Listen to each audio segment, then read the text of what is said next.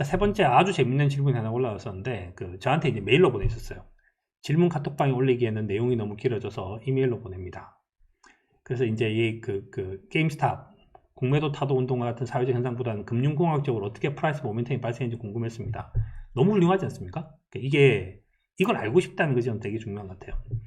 CFA 어쩌니 저쩌니 영상을 보고 나름대로 공부를 해봤는데 모르는 게 있어서 질문을 드리겠습니다. 그래서 개인적으로 답변을 받기보다 라이브 방송에서 다뤄주시면 다른 분들의 도움이 될 것 같아요. 다른 분들은 별로 도움이 안 될 확률이 되게 높습니다, 사실. 대략적인 이제 모멘텀 흐름이 이제 그 동영상이 하나 있었는데 그 동영상을 보면 콜옵션을 샀다. 근데 콜옵션을 매도한 사람이 그래서 뭘 했는가 하면 감마 해지를 위해서 주식을 샀다.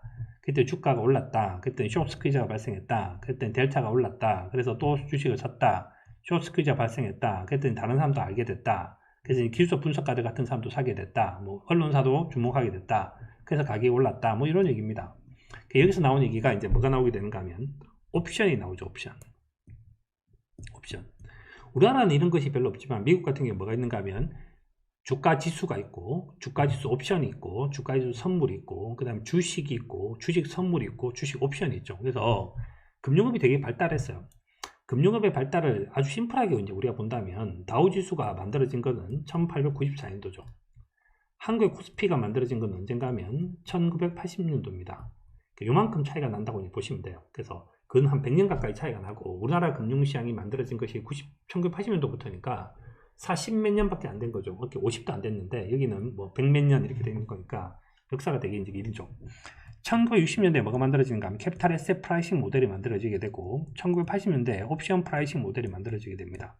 그래서 그 모델들이 만들어지기 시작하면서 이 옵션 가격을 계산하기 시작을 했고 미국에 가보면 이제 시카고 보드 오브 트레이드가 있고 시카고 머컨타일 익스체인지가 있고 시카고 그 다음에 보드 오브 옵션 익스체인지라고 하는 곳이 있는데 여기 딱 가보면 뭐가 있는가 하면 모든 사람들이 그걸 들고 있어요. 전자계산기를 들고 그래서 그걸 옵션 가격 계산을 합니다.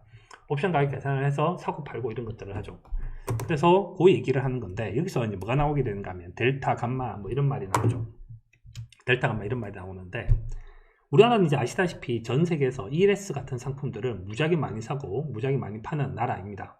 근데 ELS라고 하는 것들은 전부 파생 상품이 가미되어 있는 그런 상품들이죠. 그런 상품들인데 우리나라는 이걸 되게 열심히 사는데 저 상품에 대한 메커니즘을 아는 사람은 정말 굉장히 소수에 가까운데 소수. 그래도 여기까지 왔으니까 한번 보여드리면 옵션에 위키피디아 들어가 보면 옵션에 그릭이 있어요. 옵션에 그릭이 있죠.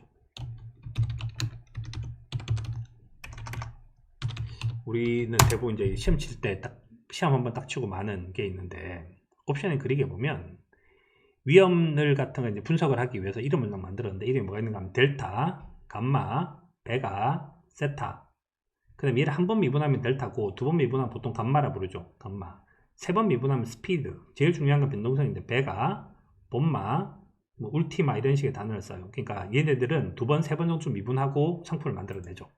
그래서 우리나라가 이제 주로 많이 이제 옛날에 많이 당하고 이렇게 했었는데 anyway 저기에 나온 옵션이 있는데 이 앞에 이 옵션을 사고 팔더라 뭘 하고 있는데 뭐라고 있는가 하면 질문이 되게 간단했어요. 사실 마켓 메이커라고 하는 걸 시장 조성자라고 부르는데 이게 익숙치 않다.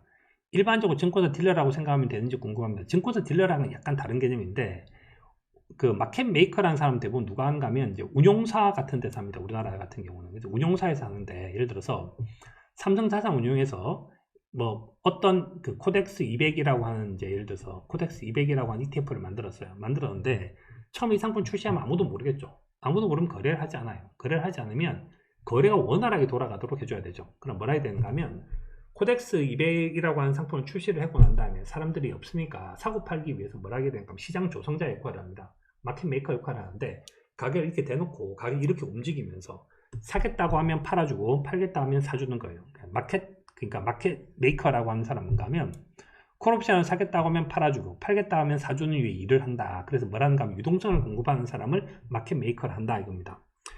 사실 두 번째 문제가 이제 어려운 문제인데 콜옵션의 행사가에 가까워질수록 감마가 급격히 증가해서 콜옵션을 매도한 사람들이 해지를 하기 위해서 주식을 더 구매하게 되고 이게 포트폴리오 1987년도에 P 플러스 S는 C 플러스 X에 마이너스 알타고 이렇게 이제 얘기하는데 이게 뭔가 하면 포트폴리오 인슈런스에서 나온 개념이에요.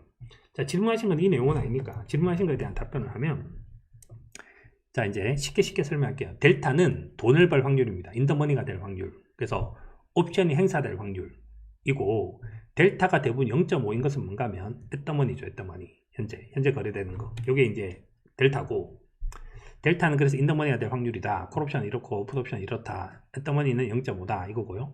잔존 만기가 짧으면 급격하게 변화합니다. 급격하게 변화하는데, 한 번 미분한 걸 한 번 더 미분을 하게 되면 뭐가 나오게 되면 두 번 미분하게 되면 감마가 나오는데, 감마는 혹시나예요. 혹시나. 요것만 이해하시면 됩니다. 혹시나 돈 될 수도 있잖아. 혹시나 돈 될 수도 있잖아. 이게 주로 언제만 일어나는가 하면, 현재 오늘이 옵션 만기일이라고 치자고요. 옵션 만기일이다.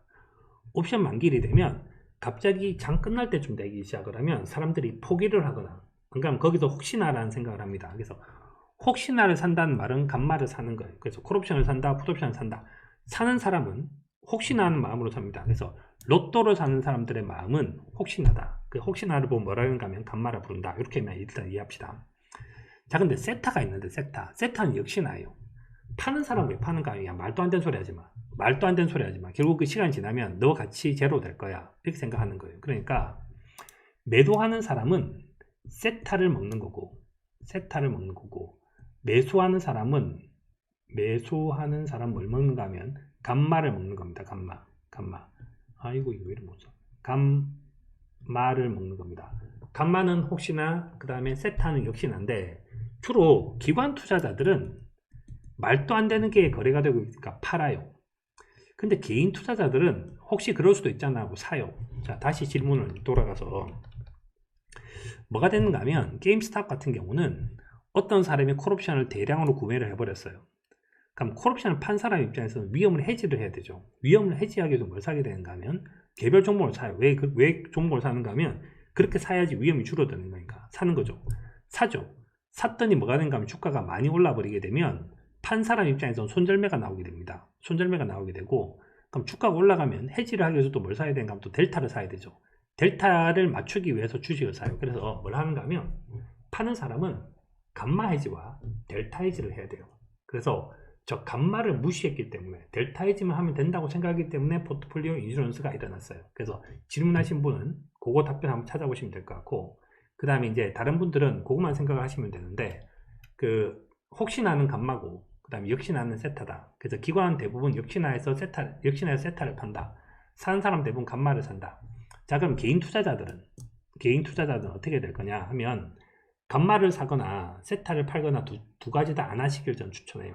이렇게. 그래서 혹시나라는 생각으로 투자를 하는 것은 너무 좀 그렇고, 그러고 그 다음에 내가 큰 금액을 갖고 있지도 않은데 내가 이제 공매도를 한번 해보겠다. 이것도 동일하게 위험한 이유는 세타하고 감마 때문입니다. 그것까지만 제가 할게요.